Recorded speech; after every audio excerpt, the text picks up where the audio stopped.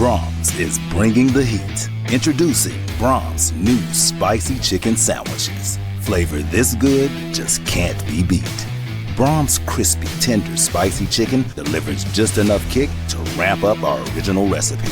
Get it regular or club style with crispy bacon and American cheese. Add on Braum's sauce for that extra burst of heat, and you have spicy chicken sandwich perfection. Because nothing is better than Braum's. It's time for the Squirtle Pay Dirt Pick'em Show, presented by Maples, Nix, and Dieselhorst Attorneys at Law. We put it out there, the teams, the stats, the opinions, the picks, and most importantly, where to stop for dinner on the way to the game. Let's get to it. Here's your host, Andy Campbell. Hello and welcome, football fans, to the Squirtle Pay Dirt Pick'em Show, sponsored by Maples, Nix, and Dieselhorst Law Firm. It is playoff time in Oklahoma, and I'm looking forward to breaking down the chase for the gold ball with this panel of experts. Mark Rogers, Tom Nelson, Jacob Dieselhorst here as always. Our guest picker tonight is Jay Mendenhall. Jay is a longtime teacher and coach at Oklahoma Bible Academy in Enid. Jay has been on the show many times, so we're glad to have Jay back. First of all, Jay, you and Coach Kayot and the staff at OBA do a great job. Semifinals against Sealing recently, but I know OBA didn't live up to what you guys wanted this year. But talk about your team and what's to come in 2025 for OBA. Hey, man, thanks for bringing that up. Just start off the bat. Appreciate that. No, it was going to be a tough year, right? Like we lost 12 seniors and we lost a good senior group the year before. And so, back-to-back semifinals, quarterfinal appearances, you're always going to have some in-between years, but we still felt pretty confident that we could compete. We just, again, it's two years in a row, had just a huge injury bug. 9 or 10 kids out by the end. I mean, you see the team, there's a whole team on the sideline. And when 11 of your 24 kids are already freshmen and then you take 9 more out, it's what it was. I mean, I've never been a part of a team so decimated by injuries, but there's a lot of hope for the future. The seniors we had kind of stuck it out and led as best they could. And the young guys learned a lot. I mean, sometimes you got to get thrown in the fire and you don't get to get eased in, and that's where we were at this year. So a lot of hope for the future. I think the kids they know what it takes to get stronger, and I don't have any doubt in Coach Kayot's leadership ability. I think that's been proven year after year. So we know what the standard is and what we got to do to be competitive next year and going forward. Well, not to mention a really tough district there in B1, and some really good teams that we'll be talking about here in a few minutes. But let's go ahead and jump into our Pick'em games tonight. We're going to discuss 8 Squirtle Pick'em games you can watch for free on the Squirtle Network. And then after our Pick'em games, our panel is going to discuss each class from 6A1 down to Class C, pick a champion, pick a runner-up, maybe a dark horse, an upset special, a special storyline that they're watching. So be sure to stay tuned in after our 8 Pick'em games to listen to the predictions for this panel of experts for each class. We're going to kick off the show with a Class 2A matchup. Crossings Christian punched their ticket to the playoffs with a 41-0 win over Dixon a week ago, but their reward, a Week 1 first-round playoff matchup at Millwood. The Falcons 9-1 overall with that only loss, coming back on September 20th to Heritage Hall. Mark Rogers, any chance for an upset, Crossings Christian at Millwood? I think it's going to be tough. Millwood, 2A1 is a much tougher district than 2A2. I was having a conversation tonight earlier with some people that OCS and maybe even Mount St. Mary would have a good chance to make the playoffs in 2A2. So I think the better question comes up a little bit later is who's going to win Class 2A Division I, the state championship? Will it be Millwood or Washington? But I'm going with Millwood here. They advance. Tom? Yeah, I've got Millwood going way past the first round, so that makes my pick pretty obvious. Little surprised to see the tight, low-scoring win over Perry last week, but that tells me more about Perry than Millwood. Perry's pretty darn good, but I'm going to go with the Falcons. You would not have been surprised if Hunter Shepard would have sent you the video of the Millwood broadcast, because that field was, I don't know what you would call it. There was no traction on it. They'd had multiple rain delays. It was just, there were no conditions. It was a massive rainstorm that night. So I think that Perry's a really physical team, and that explained it a little bit more to me why it was so close. So I will give Jonah Neer some credit. A good friend of mine, Derek Neer's son, who's a really good running back at Crossings. He's a tough kid, and I think Crossings will play this one close. I don't think it's going to be a blowout, but I do think Millwood advances. Coach I Mendenhall. got really lucky. I got really lucky being on the turf at Fairview last week. It would be nice. Coach Mendenhall. Yeah, I'm got to go with Millwood here. Big, fast, great quarterback. That receiver, number 4. I don't know who's going to stop that guy. And so Millwood. Crossing's going to play him tough, like you said. I think Crossings has been playing better and better, but can't go against Millwood here. Jacob. These two teams have one common opponent. Crossings lost early in the season to OCS at OCS 35-3. Millwood played them at OCS and won 41-7. So that tells you a lot about, what Millwood's able to do on both sides of the ball to cause OCS problems. And I could see that kind of translating to causing similar problems for Crossings, especially now that Millwood's going to be the coaching staff at Millwood's going to have them in playoff mode. Now, like you guys said, Crossings, this is a team that's used to making the playoffs. This is the team that's used to competing. So they're going to buckle up and come to play football. But they're overmatched against the number 2 team in Class 2A1, Millwood. And so I got Millwood a 24-point favorite, and I have them winning 41-20. All right, the entire panel taking Millwood. Let's go to Class A Division II for our next pick'em game.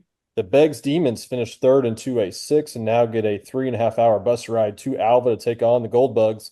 Alva 8-2 overall with losses to Fairview and Stroud. Stroud undefeated and champion of 2A5. So two good losses, I guess you could say, there for the Alva Gold Bugs. Tom Nelson, let's start with you. Beggs at Alva. Everybody was talking about Alva back before the season started. They lost to Fairview 35-0. Got by Perry and Woodward by a total of 3 points. It kind of fell off my radar screen a little bit. But then I look up and see their only other loss was at Stroud. They've won 4 straight easily, playing pretty well. Similar situation for Beggs after a disappointing season a year ago. Got off to a hot start, brought back down to earth, a couple of back-to-back losses to Davis and Holdenville. Then the 4 straight wins to enter the playoffs. They've got the long drive, 212 miles, as a matter of fact. But the big question, are they going to eat at Taco Village when they're in Alva? I labored over the this game. one. Hopefully after the game. Yeah. Might give them the advantage they do it before the game. I wouldn't want to get that close. But I think Alva's going to get it done. Boy, I went back and forth. But I'm going to go Alva. Home team. It'll be close. Mark. Taco Village is the fuel of champions, whether they ate there before the game or after the game. It's similar to Taco Stop in Ponca City, so I don't think that has anything to do with whether they win or lose. All right, I'm like Tom. This one it's tough to tell. Usually trying to predict playoff games, the bus ride has a lot to do with it. I think also what has to do with it is how tough a district you play in and what your schedule is. Beggs it played in a really tough district. Holdenville and Davis are really good teams. I did the game earlier this year between Beggs and Davis, and Beggs almost won that game. They had a hard time with the physical rushing attack from Davis, but their quarterback, Billy Ramsey, is a guy that's really impressed me. I think he can really play. They've also got Ryan Grayson, who's a Division I player. And so I think in spite of the bus ride, I'm going to go with Beggs in this one. No disrespect to Alva. I think they're a good team, and I think this will be a close game, but I'm going with the Demons. Coach Mendenhall. Yeah, almost what Mark said. I think Alva's really good. I haven't seen him on film this year. I saw him last year and thought they're good, and they needed to get a couple kids the ball more, and they have been. I think this year for sure. Like you said, Grayson is a Power 5 offer, for good offers. And if they can get him the ball, that's really tough to overcome in 2A. But I would not be surprised at all if Alva wins it. So I'm really looking forward to that game. That's of the panel of the picks that we had, that game and the cashing game is the one I had the most hard time trying to figure out. So just to be clear, Jay, who's your pick? Jay, what was that? Okay. My bad. Good call. I thought when I said I echoed Mark that, yeah. It's always good. Grayson is a special player. He really is. I think that they use him out of the Wildcat some, and he's going to be tough to deal with if they can't get him the ball in the right ways. Yeah. All right, Beggs at Alva, Jacob Esource. This is one of those first round matchups that it's kind of the luck of the draw being second and third in districts, and then you get two top 10 teams, playing in the first round, and both 8-2, both Alva having a the best year they've had in a long time.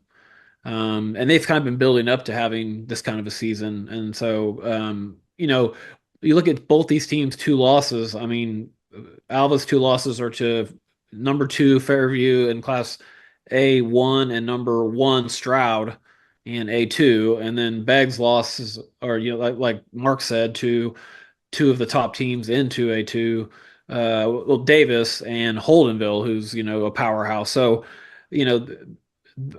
no bad losses amongst these four. And after this game, there still won't be any bad losses for anybody. I have Alva a 2-point favorite at home, but I think Beggs is going to out-athlete Alva just a little bit and go into Alva and come out of there with a win, 28-27. Tom, on an island here with the Alva Gold Bugs. Rest of the panel taking Beggs. Go Bugs. Go Bugs. Let's go back to 2A Division 1 for our next game. The Chandler Lions finished second in 2A4, 7-3 overall regular season record for the Lions. They will host the Hugo Buffaloes on Friday. Hugo also 7-3, losses to Kiefer and Kingston, as well as Honey Grove out of Texas. Mark Rogers gives a preview of Hugo at Chandler. Yeah, this is not a normal first-round playoff matchup between these two teams, but that's what we have when we split the classes. Hugo's had a good season. That Honey Grove team is highly ranked in the state of Texas. I think Chandler also, with a difficult schedule, they played Stroud at the beginning of the season, and I'm going to go with the home team here. I always kind of tend to go with the home team when you've got a long bus ride involved. So I like the Lions to beat the Buffaloes. Tom. Yeah, Chandler's been really impressive in district. After a loss to Metro Christian early, they've rolled off 5 straight wins. Hugo finished a bit higher than they were projected last summer, made the playoffs, but I think it's going to be a short stay. I'm going with Chandler. Coach Mendenhall. Yeah, I did do a little bit of research on Hugo, but I think Chandler has a tougher schedule, and I'm going with the home team, Chandler Lions. Jacob. Again, this is one of those matchups that you have if you go in the Daily Oklahoman rankings, Hugo's ranked 10th. Chandler's not ranked. But Chandler, in my computer rankings, is ranked higher than Hugo, power rankings. And so being at home, I think Chandler's experience, playoff experience is going to be big. Home field advantage is going to be big. They got the super fan, Tony Wilson, bringing it home, slanging pizza, and the voice, and just getting everybody ready for playoff football. And so I got Chandler a 10-point favorite at home, and I have them winning 35-28. I think it'll actually be a pretty good game, but Chandler hangs on. Hugo might grab a late touchdown to backdoor cover, but Chandler moves on. All right, another great. Have access to the Squirtle rankings? I'm not sure. I mean, I don't know why he's looking at the Oklahomans, but can we make sure that happens? I do look at the Squirtle rankings. Okay, good. Yeah, I actually was mentioning that because I thought their rankings were not as good as Squirtle's. Okay. They weren't the same. Not as good as yours, Mark. Well, no, yes. Just the Squirtle rankings. I mean, Jake's got his own power rankings, so those are different. A lot of rankings. But either way, a really good first-round matchup in Class 4A here as Clinton travels to Blanchard to take on the defending champs. Clinton 8-2 overall with losses to Weatherford and Elgin. Blanchard 9-1 with its only setback to Tuttle that we discussed here on the show a few weeks ago. Mark Rogers, Clinton at Blanchard. Well, I'm glad I get to go first here so I can trump Tom by saying that Clinton has never lost to Blanchard. They're 6-0 all time, so Tom can strike that from his notes. But normally the westernmost district in Oklahoma, Class 4A District 1, is really tough. You've got Clinton, Weatherford, Elk City, all those teams. But this year, Class 4A District 2 is better. It's got Blanchard, it's got Tuttle, it's got Bethany. And that's, again, not anything taking a shot against those programs. So Blanchard's defending state champs. They've got a great team. They've had the misfortune of having to play at Tuttle earlier this year. I still think Blanchard is a candidate to win the state championship. They're going to beat Clinton for the first time in school history, I think, on Friday night. This should be a good game. Clinton's got a great tradition. They'll play hard, but I think Blanchard wins. Tom. Yeah, Mark brings that up about the districts. Clinton didn't beat a school their size with a winning record this year. Blanchard has some really nice wins. Newcastle early on, Guthrie scored 56 on Ardmore. Like I said, Clinton didn't beat a school their size. I don't think they're with a winning record. I don't think they will this week either. I'm going Blanchard in this one. Coach Mendenhall. Yeah, I mean, Coach Craig and Blanchard, they're actually one of my dark horses to maybe win it. And so I think tough first-round matchup again with the new classification. We have a lot of really good first-round games, and tough draw for Clinton, but I'm going with Blanchard here. By the way, Coach Craig's daughter, Carly, kicking off the season with the Northwestern Lady Rangers up there. So see what Coach Dieselhorst can do with her Rangers this year. Jacob Dieselhorst, let's go to you. Yeah, here we go again. Another, two really powerful, districts in 4A, and you get matchups like this in the first round. Blanchard obviously, is a top 5 team in 4A. They're one of the contenders to win the state championship in 4A this year. Their only loss, was a game at Tuttle. They have wins over Guthrie. They have that wild win they had over Bethany, 48-44, which was one of the better games of the year. Bethany, who's going to be another team that I think we're going to talk about later, that's going to still be playing when it starts getting colder. But nobody wants to play Clinton in the first round, though. I don't think anybody wants to see how the bracket falls out and see that they got to play Clinton in the first round. That's just that, but that being said, Blanchard's such a well-coached team, an experienced team, defending state champions at home. I got them 11.5-point favorite, and I have them winning the game 34-24. All right, halfway through, let's go to Class A Division I. The Cashion Wildcats finished the regular season at 7-3. 2 of those losses coming to number 1 Hooker, number 2 Fairview. The Wildcats traveled to Walters, who finished second in A2. Walters 9-1 overall, with its only loss to district champ Christian Heritage. Walters and Cashion did play last year, with the Blue Devils winning that matchup 49-7, but Cashion obviously much improved this season, so it will be an interesting rematch. Tom Nelson. I know that Cashion's going to look a lot better than they did last week at Fairview. I mean, it's playoff time, and you know that Coach Shack is going to have them ready.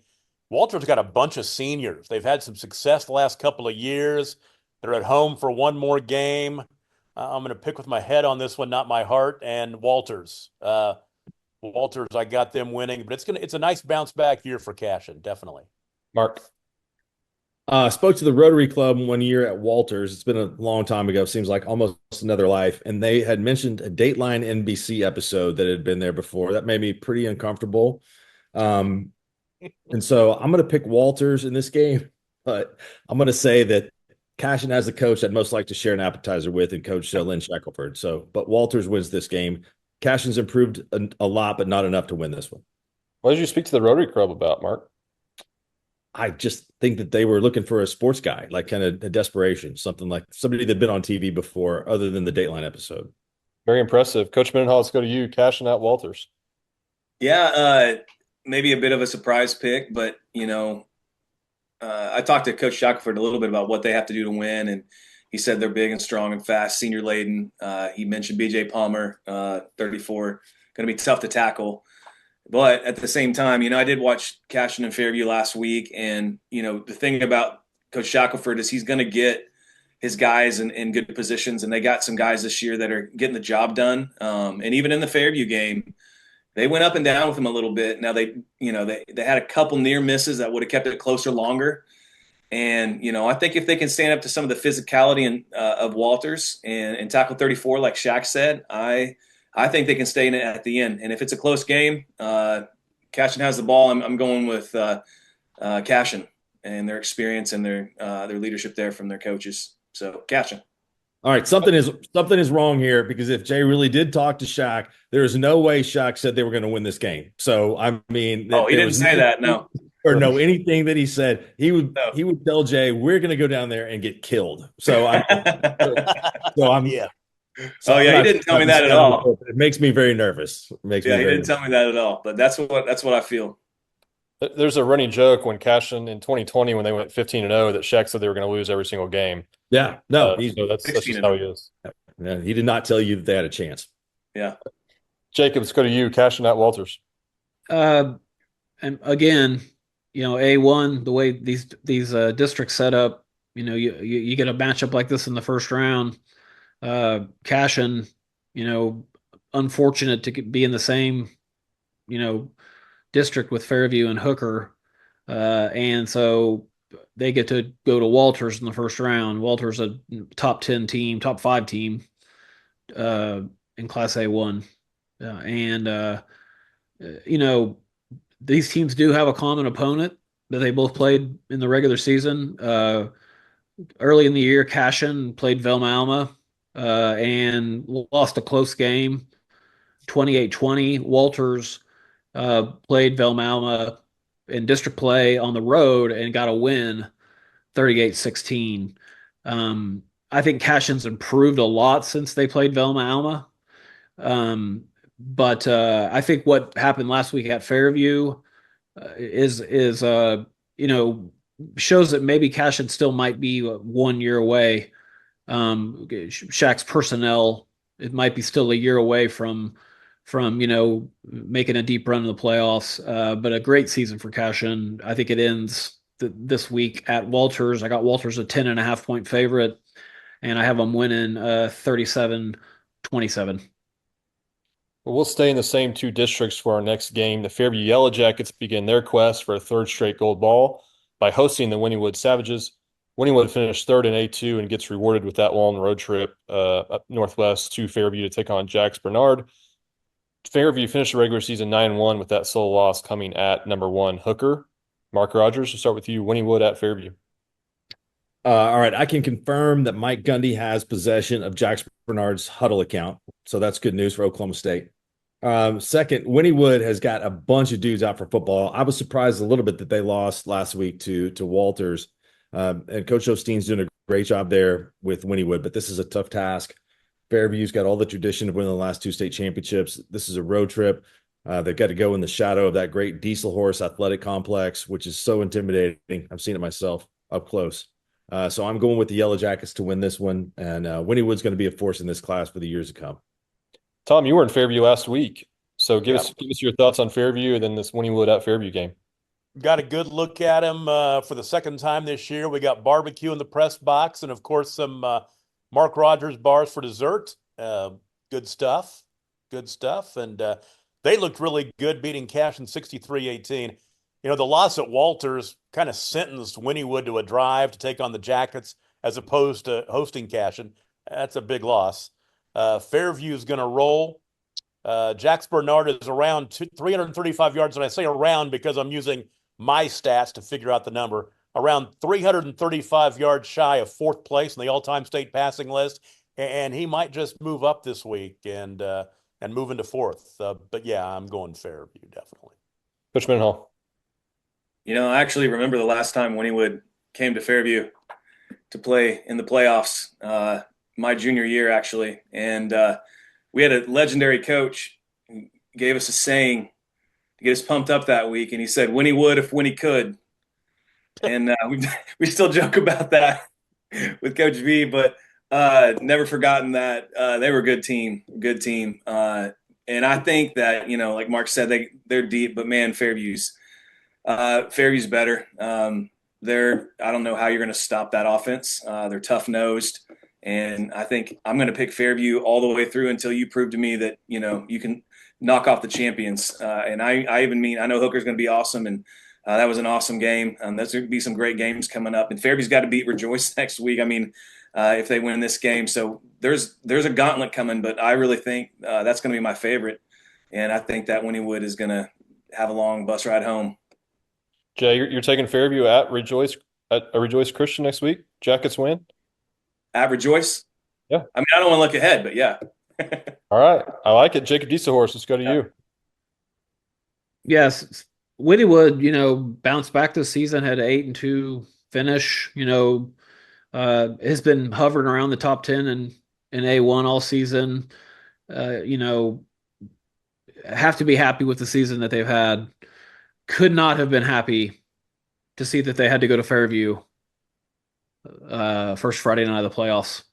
Not very many teams have had much success at Eubanks Field the last 4 or 5 years, and I see that continuing. And the one thing that every team that plays Fairview has to deal with is Jax Bernard.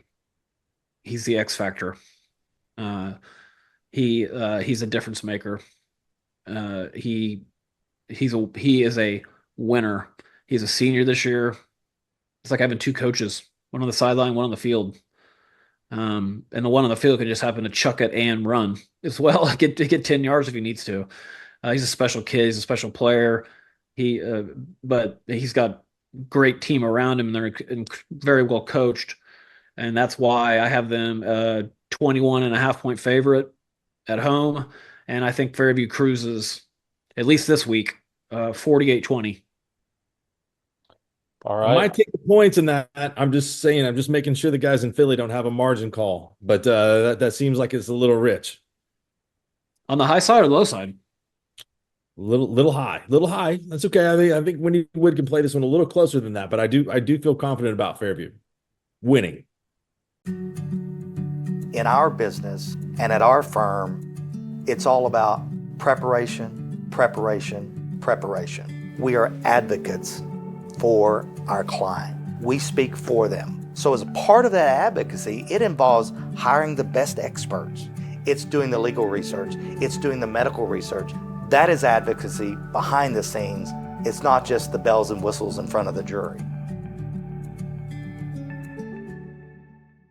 Velma Alma finished second A6. It's only a district loss coming to Ringling. The Comets will host Texoma Goodwell, who finished third in A5. Texoma is 7-3 with district losses to Thomas and Mangum. Tom Nelson, Texoma Goodwell at Velma Alma. Well, here is the drive of the week. Texoma is going to drive almost 6 hours, 354 miles, most of that in the state of Texas to get to Velma. Years ago, I did an O'Keen Velma Alma playoff game down in Velma. That is a really tough place to play. I tell you what, it's intimate. Crowds on top of you. Southern Oklahoma is no place to be after dark on a Friday night. And I'm afraid this is going to be a long day and night for Texoma. I'm going to take Velma Alma. Mark. Ooh, wow. I'm not sure about an intimacy of the game, but I'm going to take the home team, or I'm going to take the road team here. Texoma, I think they win it. They used to be on the bus, and they're used to going into hostile environments. And I think A1 is a little bit better than A2, top to bottom. A2 had a lot of teams knock each other off, and Velma kind of came out on top of a tiebreaker scenario. And Texoma, I mean, that's a tough group with Thomas in there, Apache, who I thought was the preseason pick to win that district, Moreland, who's really good. I think that they've just played the better schedule. So I'm going to go with the Red Devils here. Sorry, Coach Bear, but I'm going with Texoma. But when you do go to Velma Alma, you go back through Duncan and grab that Taco Tico. So that's correct. That's great. Fast food, Mexican food here today. Let's keep. I may have been shooting for some intimacy on a bus ride if I had 6 hours with a long basketball trip. It never happened for me, but anyway, we'll see what happens. Coach Mendenhall, Texoma Goodwell at Velma Alma. Yeah, 6 hours. I feel like there's got to be a better way to figure out first round games. But yeah, Velma is who I'm going with. I've heard they got Velma. All right, Velma Alma. Jacob Resource, let's go to you. This was one of the hardest games to handicap for me this week. I was back and forth, and it was honestly it was the hardest game for me to pick too. Velma Alma, I think this is their first season 11-man, right? They've made the jump up from 8-man to 11-man this season, and they've really not had much problem with that transition. They're sitting pretty at 8-2, top 10 in Class A2. Texoma Goodwell, I think they probably played the hardest non-district schedule of any team in Class A2, playing Texas teams. challenging themselves all season long. I like the product on the field of Texoma. Vilma Alma might be ranked ahead of Texoma, but by my calculations, this game comes out of Pick'em, even though it's at Vilma Alma, and I'm going with Mark. I got Texoma Goodwell making a long bus drive there and sneaking out of Alma with a 30-28 win, and then being able to rest well on their way home, and then Vilma Alma, I think next season is going to continue their climb in 11-man football, but for this season, Texoma moves on. And if they win, they've got a 3 a.m. date in Amarillo at the what's it called, the Big Tex Steak Ranch, to eat the 72-ounce steak and all the trimmings. The kettle. That's right. Well, we saved our own 8-man game tonight for last. The O'Keene Whippets finished the season 9-1 with its only loss coming to number 1 Sealing. O'Keene will host the Alex Longhorns here in the first round. Alex 6-4 overall with one of those losses, 56-0 to O'Keene in August. Tom, do the Longhorns have a shot in the rematch? Yeah, Tanner Allen's really got it going his second year at O'Keene, and going into this game, the schedule works out perfectly. They beat a pretty good Shattuck team convincingly 2 weeks ago. Then they didn't play last week. They picked up the 4-foot win over Ringwood. They've had 2 weeks to rest up for the playoff run. While O'Keene was sitting at home, Alec was getting routed by Waletka 54-0. Both these teams have been in a lot of shootouts this year. I think this could be a high-scoring one, 100 points maybe, who knows? But I think O'Keene will have quite a bit more by the end of the night. Mark? Yeah, after I did the game of the week for Squirtle and Dale to open up the season in basketball, I passed the Alec bus on the way back and I had to Google it up real quick and say, where were they? They were at Waletka. And I passed that bus about as well as they did in that game. It was not good. So they were going about 55 miles an hour. So I like O'Keene in this one. Probably be a little bit closer than the regular season matchup, but I'm going to go with the Whippets. And Jay, our 8-man expert coach over here, Coach Mendenhall, Alec at O'Keene. Yeah, it doesn't. I believe it's Alec, isn't it? I mean, being Alec, an 8-man. Alec. It's not Alex. It's Alec or Alec. It's pretty Alec, good. Yeah. Okay. Yep. Well, it doesn't really take an expert to see how good O'Keene is this year, and I think they got some kids back and healthy. And like you said, Coach Allen's doing a great job over there. Great coaching tree. And they're really solid. I've seen them a couple times, and they played Sealing really close for a long time. And I think a lot of teams like them would like to see them again, even in the playoffs. So I'm going with O'Keene. I think they're going to make a long run, at least to the semis. Hey Jay, we don't have the Garber Empire game on here for the Pick'em this week, but any thoughts on Garber and the run that they might be able to make here? But starting with a tough first round matchup with Empire. Yeah, and I don't know anything about Empire. I can only look at scores because that was so interesting to me. I mean, our district is so tough, and Turpin and Laverne are really top notch to get first and second. For a team like Garber to be third, and I know Carson Bishop's out, but they have 11 other seniors or whatever it is, and they're all really good. They can get the ball to whoever they need to, and so I don't know what Empire has, but they better have a lot of dudes because the size of Garber and the speed at the same time with a quarterback that can sling it around and get it to where he needs to. I have not seen Empire, but I'd be surprised if they can hang with Garber, even down Carson Bishop. All right, Jacob DeSource, go to you. Alec at O'Keene. We just know it's not Alex. Well, when I did not know that until the show started tonight, and now they're really going to get blown out because that annoys me. O'Keene, like I said, one loss this season, and that was to Sealing. And between Sealing and O'Keene, you're looking at two of the favorites to win the state championship. And so, these two teams have already played once this season. Alec made the trip to O'Keene and got 56-0 blanked. I got O'Keene a 35.5-point favorite. And I think O'Keene, I do think Alec keeps it closer than they did the first time, but O'Keene runs away with it 48-14. All right, those are our 8 Squirtle Pick'em games that we're going to discuss tonight. You can watch all those matchups for free on Squirtle app, Squirtle.tv, or the individual school Squirtle websites. Now we're going to quickly discuss each class from 6A1 down to Class C.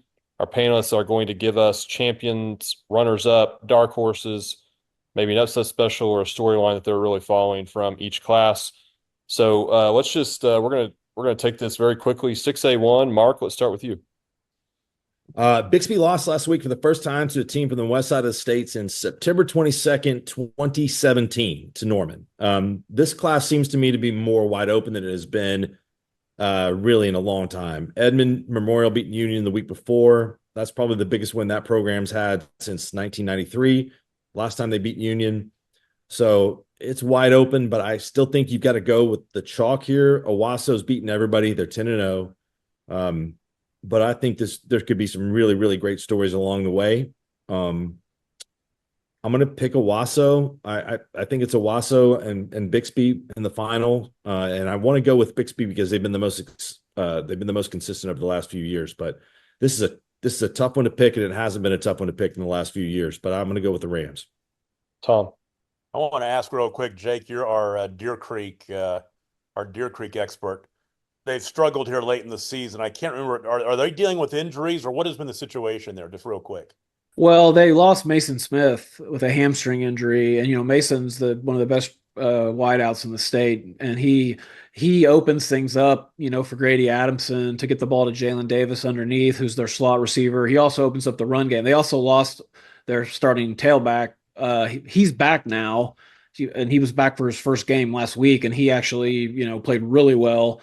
Jalen Davis played exceptionally well for Deer Creek last week, but that's why Deer Creek had so much trouble, and had that three game losing streak. That, and they were playing powerhouses, injury bug, and I think a little bit of a dose of reality too. Deer Creek's undersized on defense. They got a kid, Brady Brewer. That kid just flies all over the field, just tackles everybody. He's so undersized, but plays that rover safety position as good as anybody in the state. His size won't be quite as much of a factor come wrestling season, because last time I checked, they wrestled by size. But that's injuries, and maybe just kind of adjusting to the top tier of 6A1 too.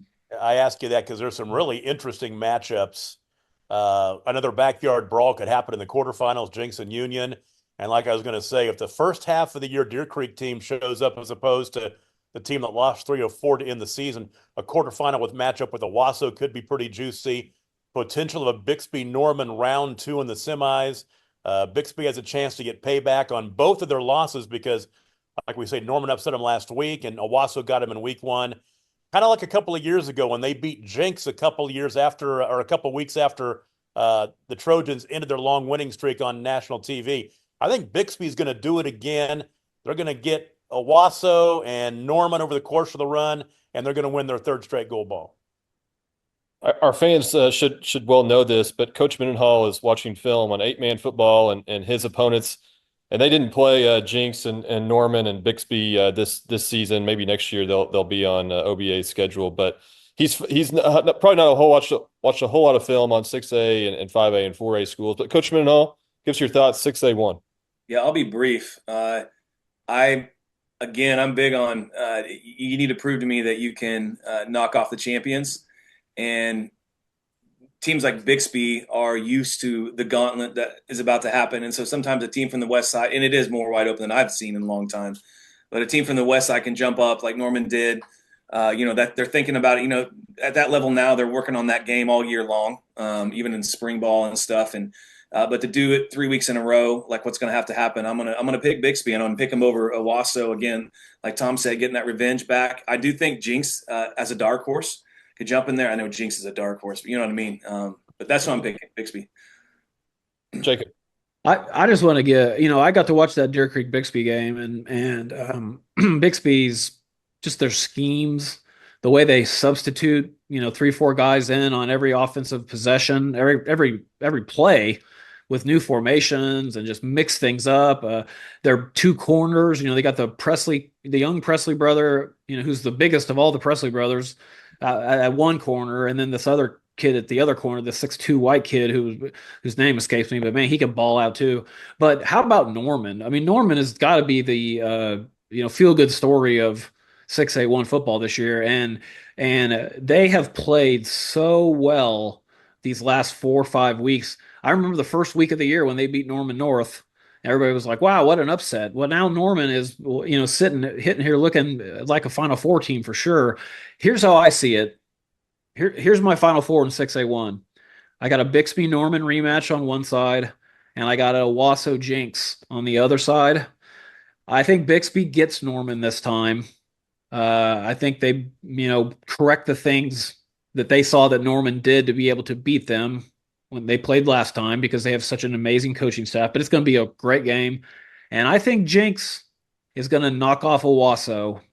I think being undefeated at this point in the season, and Owasso might prove me wrong. They proved me wrong all season long. But Jinx has been on a roll the last 5, 6, 7 games. And so I got a Bixby Jinx state championship game, and I'm taking Jinx. Speaking of dark horses, Jay, I got Jinx beating Bixby at 6A1 champs. Yeah, I was out of town all weekend long, out of state, and so I didn't see what happened on Friday night. When I got back today and started looking at numbers, I go, wait a second, Norman beat Bixby? What the heck? Yeah. Didn't see it till today. Norman's quarterback, that kid can play. Phoenix Murphy. Yeah, he's balling out. I mean, he really is. But 6A1's, like I said, it's actually this year, there's 4 or 5 teams that can win it. So it'll be interesting. Can't say that very often. 6A2, Mark Rogers. All right, Muskogee's the defending champs. They've won 13 in a row, but Choctaw beat Stillwater, so they're on the other side of the bracket. This is a 3-team race, and I think Choctaw's going to get to the finals. Muskogee and Stillwater are going to have to play, and they've split the last 2 matchups, and both of them have been really, really close. I think Muskogee repeats. I think it'll be Muskogee and Choctaw in the finals, and it'll be a great game. Tom. Yeah, with the top 4 teams getting first-round byes, those 4 should have a pretty easy road to the semifinals. The exceptions might be a possible Sand Springs Piedmont or Stillwater PC North matchup in the quarters. I'm going Muskogee Choctaw in the final. Ruffers going to add another gold ball to that trophy case. Coach Mendenhall. I'm not copying you guys. I picked Muskogee, and I picked them over Choctaw. Jacob DeSource. Yeah, I mean, there are 3 teams in 6A2, and then there's everybody else. And those 3 teams will make the semis. I think Sand Springs, is just a tick below those 3. They'll be the other semifinalist. Jamarian Ficklin is he's just too much. He's too much to handle. He's one of the top quarterbacks in Oklahoma high school football, no question about it. Dual threat. So I got Muskogee, beating Stillwater in a great game, and then a Muskogee Choctaw final, and I think Muskogee is going to win their 2nd straight title. Let's move on to Class 5A. Mark Rogers. 35 in a row for Carl Albert. They have been dominant the last couple of years in the playoffs. They've been winning by an average margin of 19 points a game. Or that's the closest game that they've had in the playoffs is 19 points. 7 shutouts this year. I thought last year might have been the best team that they've had in the history of the school. This year's team might be the best that they've had in the history of the school. So if Carl Albert wins, they can tie Ada for the most state championships in Oklahoma high school football history, which is something that Ada's had and dominated all on their own really for the last 65 years. So Carl Albert's the cream of the crop. They're going to win this again. I think they beat Del City in the finals. Tom. Easiest pick of the show. Carl Albert didn't give up a point until October 10th. They've only given up 26 all season. I think a team that could make some waves is Newcastle. After a slow start, they've become the hot team, and they have a chance to make a nice run. But you know what? It's Carl Albert. It's just Carl Albert. They're just too darn good. Coach Mendenhall.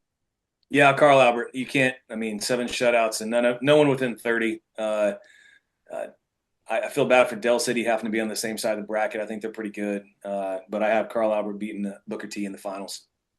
Jacob Esource.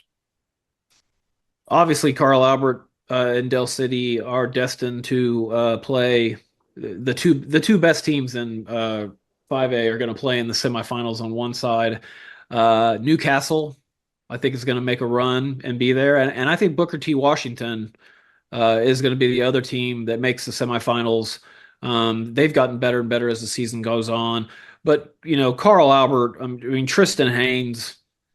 Devin Woodring, the senior quarterback, getting to throw the ball to a talent like Tristan Haynes, who, is a 4-star recruit, had committed to OU, at least for now.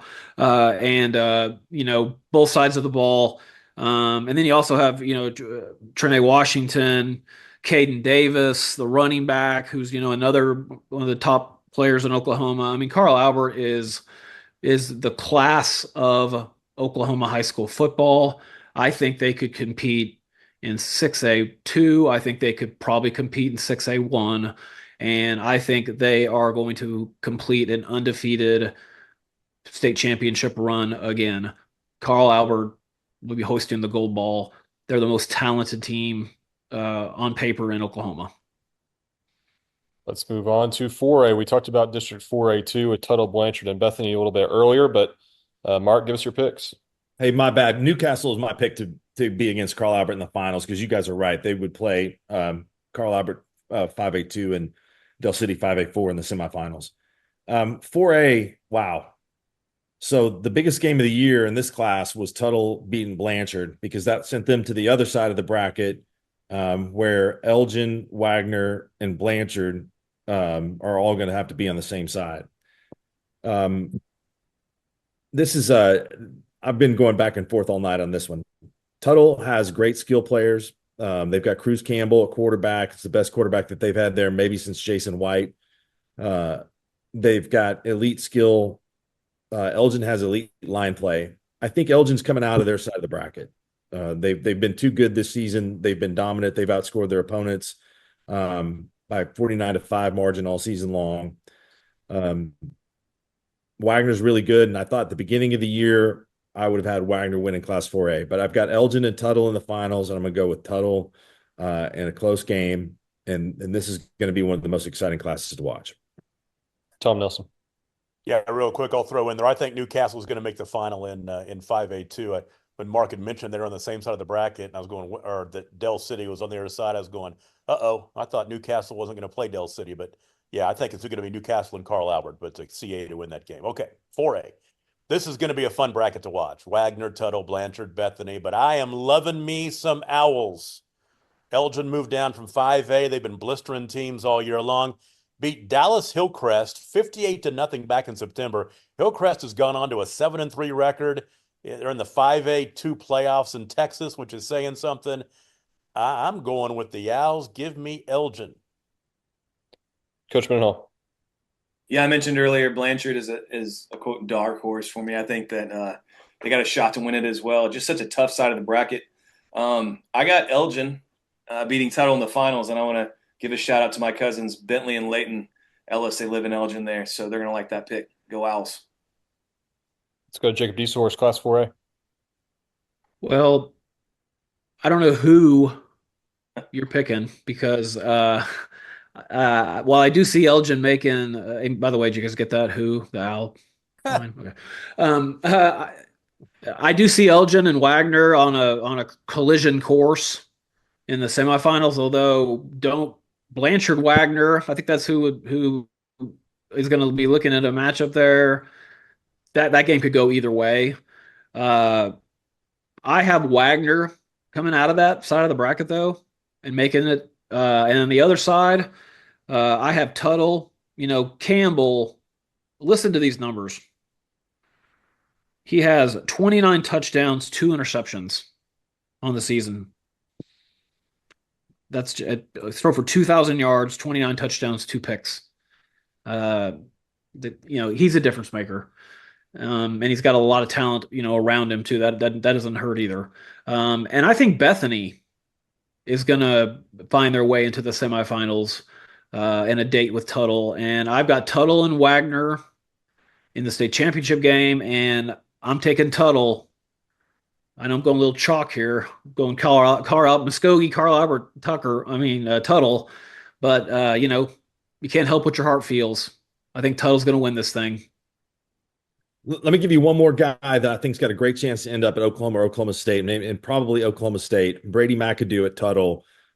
He is an incredible player. He does everything. He can play linebacker. He can play running back. He can play anything on the defensive side of the ball, safety. And I think he's going to make a name for himself in college football. He's a little short, a little undersized for a defensive player, about 6 feet tall, maybe a little bit over 6 feet tall, but he's a great player. Watch for him to make some plays in the playoffs.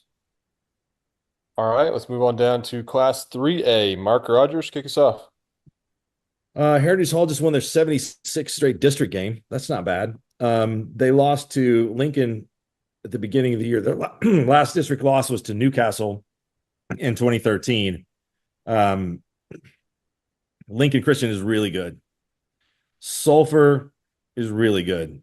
I kind of got a hint of what I think Sulphur was up to when a couple weeks ago they scored 78 points against Victory Christian. So if you know anything about Class 3A, you know that is ground zero for private schools versus public schools in the state of Oklahoma. I think Heritage Hall's a little young this year. I think that Lincoln's going to be in the finals. I think Sulphur's on a little bit different kind of mission this year. And I don't want to respect Lincoln Christian because they are a great team. They're a great program. They've won 4 straight against Heritage Hall in the playoffs. But I think this Sulphur team has got some transfers this year, some move-ins that are really good. And I'm going to pick Sulphur to win Class 3A. That may be a little bit of an upset, but this is not the private school domain this year. Sulphur has got a great team, and I think they're going to show up to the finals. I think they got a good chance to win it. Tom. Yeah, I like Sulphur and Plainview to come out of the bottom half of the bracket, but that top half is a bear. Lincoln Christian and Heritage Hall probably meet in the semifinals. I'm going to go Lincoln Christian over Sulphur in the finals. Jay. Yeah, that Lincoln Christian Heritage Hall in the semis is going to be a barn burner. I think I'm going to hold true and pick Lincoln to go ahead and come out of that side and then face Sulphur as well. But I'm going to pick Lincoln to win the whole thing. Jacob. Obviously, one side of this bracket, it's you might as well just go ahead and get the Sharpie out and put Heritage Hall and Lincoln Christian, in a state championship finals rematch in the semifinals on one side of the bracket. And I want to give a shout out to Barrett Travis at Heritage Hall, the running back. Reese Travis, he's a really good friend of Matt, Adam and I's brother, Matt.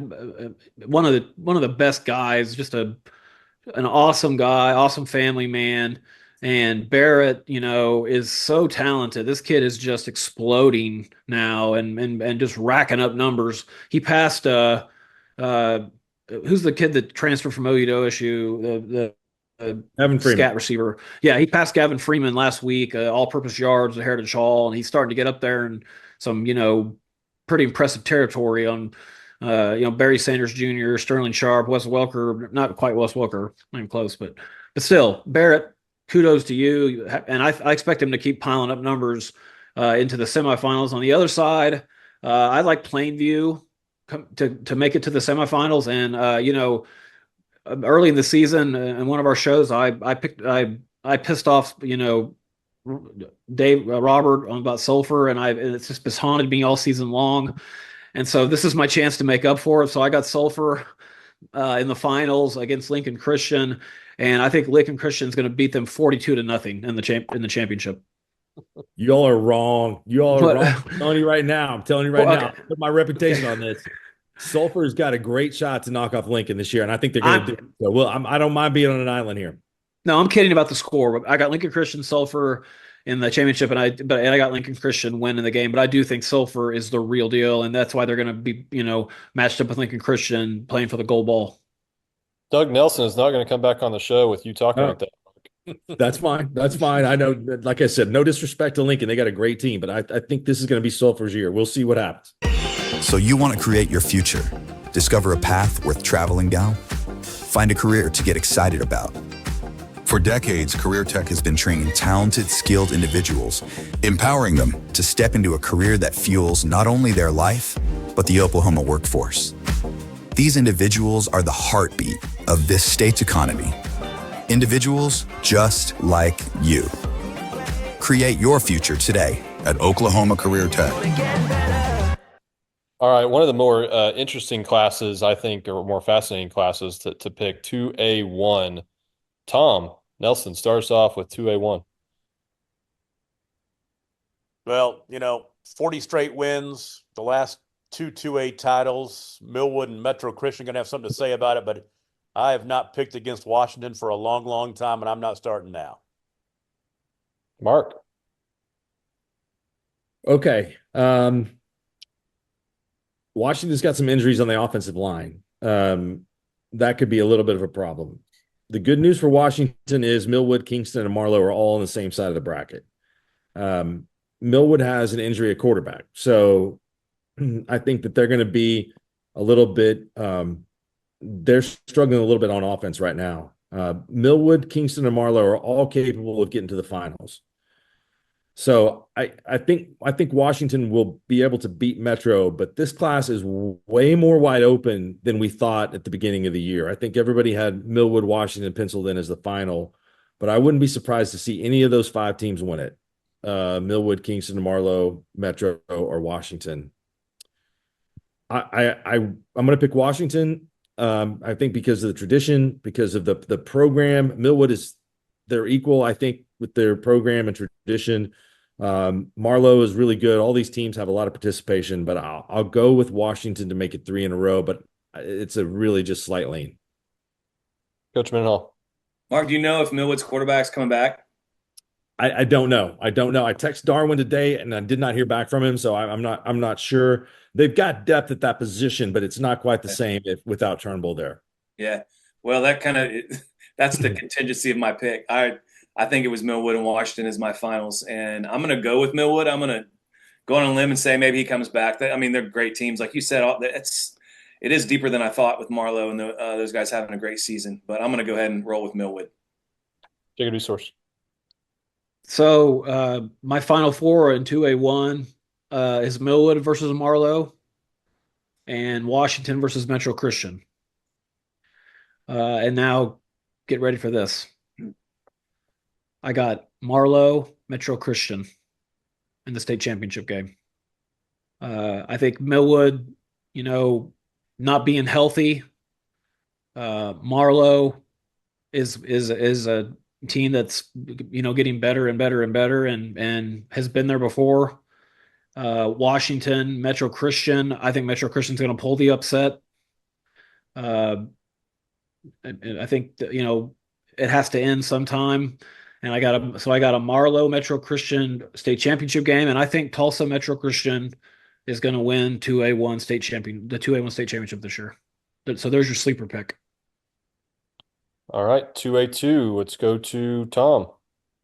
Yeah, you got 4 undefeated teams in 2A2, which is kind of surprising when you consider that the smaller schools in 2A have probably played those bigger schools in 2A in the non-district, so it's pretty impressive. But I've been impressed with Stroud all year as I followed him, but you know what? Vian has been a dominant team as well this year. I think the Wolverines are going to get that first gold ball in 53 years. 1970. Wow.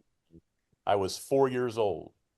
That's the stat of the show so far, Mark. Can you top that? No, I cannot top that. That was a really good stat. It's really rare that you have 4 teams that are undefeated in the same district, because that's the only amount of teams that can be undefeated in the playoffs, because they all play in 4 different districts. So I think if I had to rank them, I would rank them Vian, Stroud, Adair, Holdenville. So I will agree with Tom on this one. I think that Stroud would be my second choice, and it's pretty close between those two, hard to discern. But I think Vian, the separation of class is going to get Vian out of the realm of Millwood and Washington, the teams that they've had a hard time beating. So I'm going to go with the Wolverines with Vian. Great stadium there in Vian, by the way, too. And shout out to Junior Smith, who's on the Cherokee on the tribal board there. He used to own the Getting Place, which is a good place to get a soda and a pizza pocket. I was going to say, I never had a chance to broadcast a game at Vian, but I know people that did, and they said that place is a scary place to be for the visiting team on a dark Friday night in November, or December, I guess it might be. But yeah. Well, September too. I mean, usually you leave there with a loss. Yeah, that's true. Coach Mendenhall. Yeah, I mean, I picked Vian over Stroud. I think, you know, I also like Holdenville. I think that they have a unique offense, and I think that they've been playing some big boys the last couple of years and not afraid of them. And I think when you see a unique offense like that in the playoffs, if you've been playing that team in the district a lot, then you've been ready for it. Sometimes if it's new, then it's tougher to to grasp a hold of in 1 week. So I think they can make a run too, Holdenville. But I'm going to go ahead and go with Vian. Jacob DeSource. Coach DeSource. 2A2, there are 4 teams that have set themselves apart from the rest of this class. And the bracket sets up nicely for those 4 teams to end up the final 4 teams playing for the gold ball. I got Stroud and Adair on one side, Holdenville and Vian on the other. This is Stroud's year to make it to the state championship game. And I think Holdenville is going to come out of the other side. Not since Troy Aikman has Holdenville, had a chance to, do something big. And I'm so confident in what Holdenville is capable of this year. I have Holdenville beating Stroud to be the 2A2 state champs. What did Troy Aikman have to do with Holdenville? I don't know. Well, you know what? That's right. Let's throw that back. Action. Back to Cajun. So the best 4 teams in Class 2A, they have set themselves apart from everyone else, and so and the bracket sets up nicely. You've got, it's set up so the 4 best teams will all likely end up playing in the semifinals. Stroud and Adair on one side, and Holdenville and Vian on the other. Stroud is going to continue their run. They're going to sneak by Adair into the championship game, and Vian, is a powerhouse. But I think this is Holdenville's season. I got them beating Vian in a very close game, a Stroud Holdenville final, and I have Holdenville winning the game. No thanks to Troy Aikman. Wolverines versus Wolverines.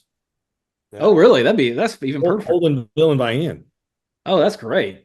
Yeah. Called the Red Dawn game. There's a lot of Honey Badger action right there. Well, I think the Final Four in 2A2 is going to be as interesting as any class.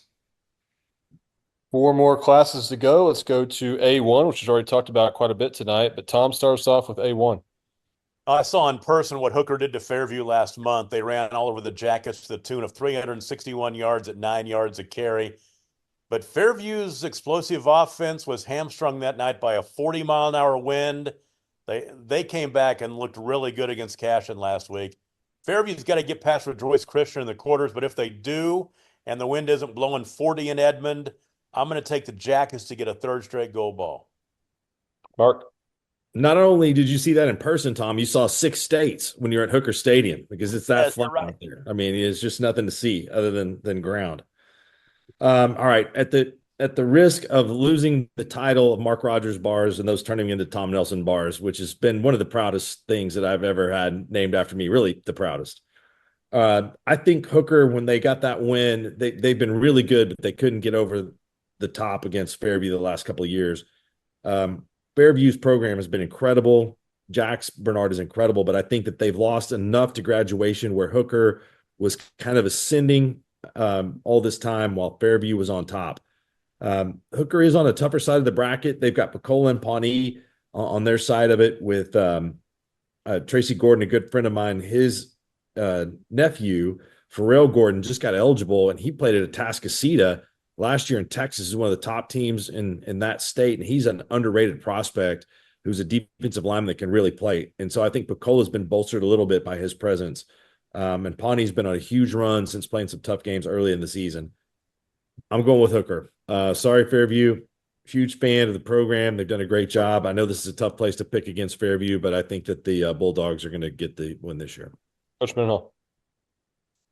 I said it earlier. You got to prove to me that you can beat Jax Bernard and knock off the champs 3 years in a row. I'm going to roll with the champs. However, and I watched the Hooker game too, and like Mark said or Tom said, I wasn't aware of the wind. I wasn't there. We were playing as well. I just kind of watched it later on, and I just feel like playing a team the second time when you're that good, when as good as I think you're going to have a little bit better of an idea how they're going to attack you. I think you can do some things to hopefully help with some of the just shore up some of the run defense. I have high expectations for if they have a rematch there. But again, I mean, I'm going to drive to Tulsa Wausau next week and watch Rejoice in Fairview. That's going to be an unbelievable game.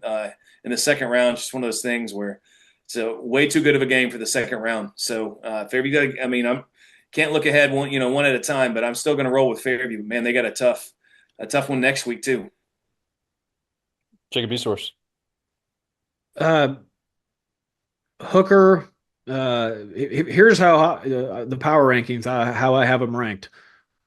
Hooker number 1, Fairview number 2, Rejoice number 3, Pawnee number 4, Pawhuska number 5, Walters number 6. I see, the one thing that really impressed me, even though the weather was a huge factor in that Fairview Hooker game, because Hooker can throw the ball. Their running game that night was the difference. They just ran the ball down Fairview's throat. And, that concerns me.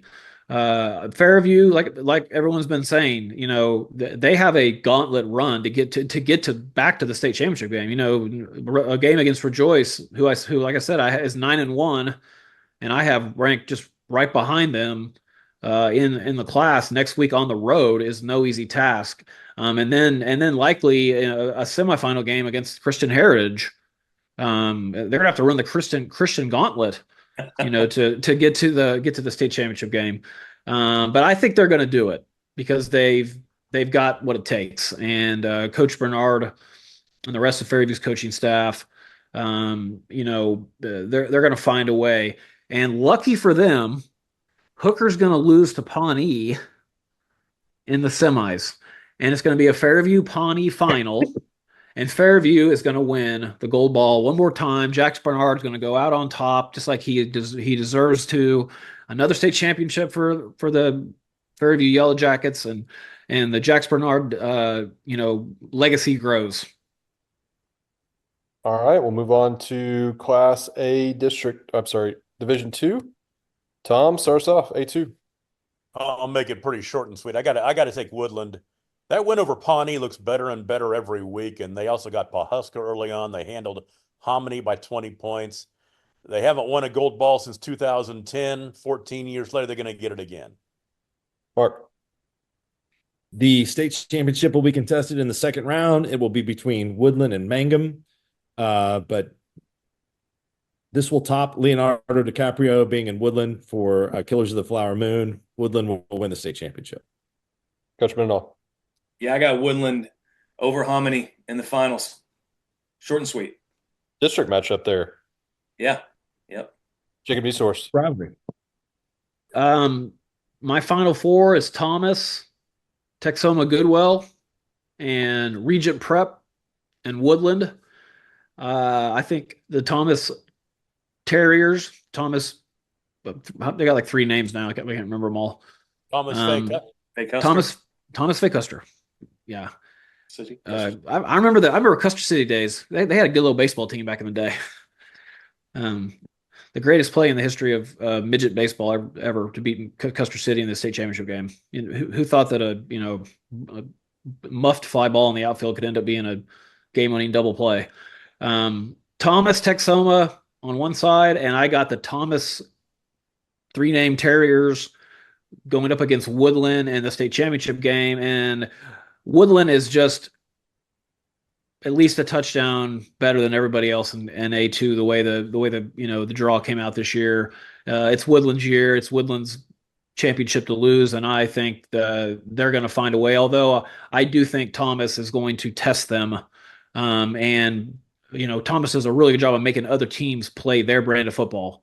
But with that said, Woodland is going to win the gold ball.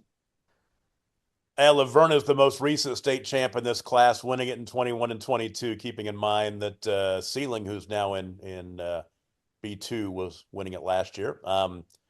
Yale, the only undefeated team left in the class. Dewar's really good. Turpin barely lost to Laverne last month. There's some really good teams here. Give me Felix Thiel and Laverne. They're going to win this thing again. Mark. Another tough one to pick. Laverne's only lost to Coldwater, Kansas, who's undefeated.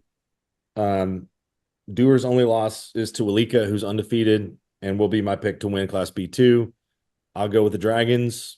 Peyton Killhofer, quarterback. Josh Bean, great job, head coach there. They're super tough. Felix Thiel is a beast. He's had a tremendous amount of success, as Tom mentioned, 2 state championships already. But I'll go with Dewar in a close one. Coach Mendel, you've seen a lot of these teams, played most of them. So give us your thoughts on B1. Yeah, we scrimmaged Dewar, and they were unreal. And we played Laverne. You know, Laverne was real nice to us. Coach Cox, very classy dude out there. I think Felix touched it 3 or 4 times and scored 3 or 4 times. So they're super fundamental. Always in the right place on defense, super coached up there, can do a lot of things on offense. And honestly, like when we played them, I don't even know the ceiling because they didn't need to do anything. You know, they didn't need to give Felix the ball against us this year. But I'm super looking forward. But again, you know, Turpin played them close, and Turpin's playing Dewar before they get to the finals. So I was a little surprised Walika beat Dewar earlier this year. I know Walika's good, and Mark, they're my pick too for B2, but I'm going to go ahead and go with, since what I've seen, I'm going to go with Laverne over Dewar. But I also know Turpin can sneak in there, and I also know Dewar could win it. It's going to be really interesting to watch. Jacob Desource. My final 4 in B1 is Laverne versus Yale, and Hollis is going to sneak in against Turpin. And I have Laverne and Turpin playing a rematch of that classic game, that district game a couple weeks ago. And I just think Laverne, you know, they have the edge, the tradition, and I see Laverne winning another state championship in a really good game over Turpin.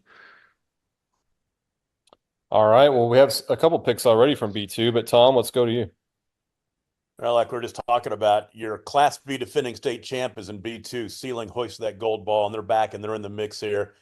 I want to give Covington Douglas a shout out for an undefeated season. Brian Smith and his kids down there just have had a tremendous year. I think it's Walika. 5 shutouts, a really good win over Dewar back in September. They're good, and I think they're going to hoist this B2 gold ball. Mark. The Drake twins there. I like Walika. Yeah.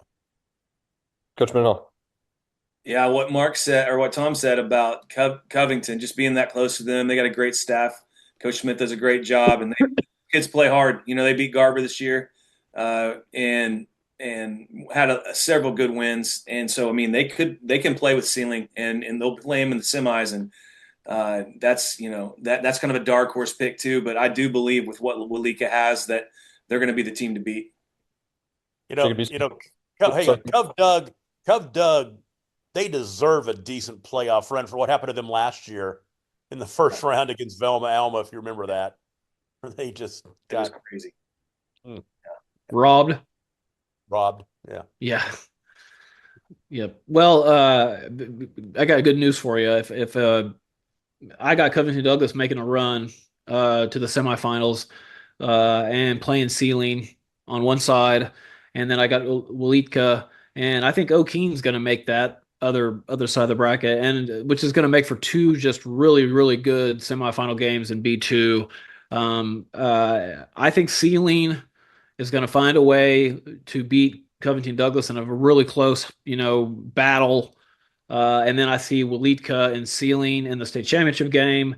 And in honor of my good friend Darren Redinger, I'm picking Sealing to win over Walika and to go against the curve here. I think Sealing's going to find a way on a interception on a 2-point conversion that they return for 2 points to win the game at the buzzer. It's not allowed. It isn't? No. I mean, nice sentiment, but yeah, that's a dead ball. But it's to deny the 2-point conversion. That's fine. Well, then a pick six. There you go. A pick six when Walitka is throwing in the end zone to try to put the game away, and Sealing pick six. It's 102-yard interception return, game-winning touchdown, run off the field. It's over. Money on those odds.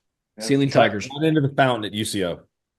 And now our final class. If you're still watching this show, call in a Mark show tomorrow. He'll get you some free Johnny's charcoal boiler. And let's go to Class D. Tom Nelson. You look at Tipton. They've won the last 2 state titles, 38-game winning streak. I got to say, though, Timberlake, they're playing for Thatcher. Yep. Thatcher's strong. And with Grandpa and Dad on that coaching staff, I think the Tigers are going to get it done. I think Timberlake and Ryan in the semis is going to be interesting.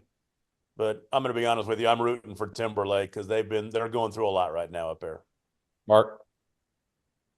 Yeah, that's a great story. I mean, it's a story that we're all supporting Thatcher and hoping for the best. Not necessarily a great story, but I think Tipton is going to be tough to beat. They've won 4 of the last 9. This could be 5 of 10.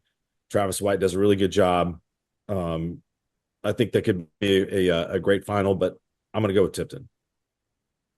Coach Mendenhall. Yeah, I'm with Tom. I think they're going to do it for Thatcher. They were good, but without extra motivation. But I think that's what's happening this year. And our final pick, Class C, Jacob Easorst. My final 4, I have Timberlake, Tipton, Tyrone, and if there was another team that started with a T, then I would have picked them to be in the other one. But there's not, so I went with Ryan, because I like that name. It's great. And it's going to be Tipton and Timberlake in the championship game. I think since the early days of Squirtle, we've been talking about Timberlake and Tipton every year when it comes this time. And but again, as much as I don't want to, I have to agree with Mark. I think Tipton just tips the scales just a little bit and finds a way to win over an inspired Timberlake team, and it's going to be Tipton Class C state champs. Hey, real quick, did I see that they're going to have the 8-man state championship games at UCO too? They're all going to be at UCO this year. That's cool. That's cool. Yeah, there's going to be a couple. I mean, classes are going to have a bye in the semifinals. So, I mean, you have to look and see, but all the games are going to be held at UCO on those 2 weekends, Thursday through Saturday. Cool.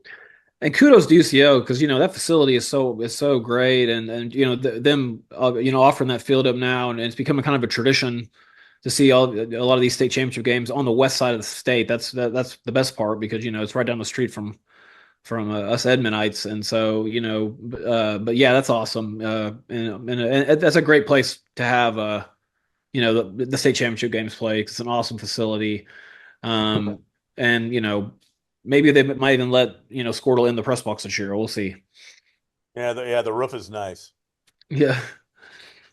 Thank you for joining us on the Squirtle Pay Dirt Pick'em Show, sponsored by Maples, Nix, and Diesel Horse Law Firm. Really appreciate Coach Mendenhall joining us as our guest picker tonight. Be sure to tune in to squirrel.tv so you can watch all the games we talked about tonight for free. Squirrel app, squirrel.tv, or the individual school network pages. Good luck to all the playoff teams in action this week. We'll be back next week with new guests and more great games. We'll see you.